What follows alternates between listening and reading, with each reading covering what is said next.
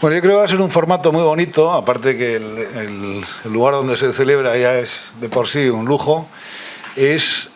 Va a ser una presentación de un disco en el que va a haber una participación directa, como decía Maya antes, de un buen número de bandas de las que han conformado este disco, pero además yo creo que va a ser un formato distinto en el que se va a combinar también una historia mezclada de cómo se hizo el disco, de lo que supone, de quién es Jaime y lo que supone la música para él y esta enfermedad. Yo creo que es un montaje en un formato muy atractivo en el que, como os digo, se mezcla la emisión de determinados vídeos y el encaje de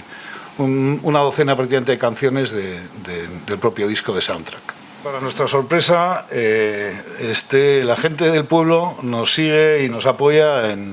desde el principio, la verdad, y cuando sacamos se salieron a la venta las entradas, en una escasa media hora se habían vendido todas las entradas del pase de las 7:30. Y hay otro a las 5 de la tarde que también se han vendido un buen número de entradas, todavía quedan entradas y que animo a todo el mundo a que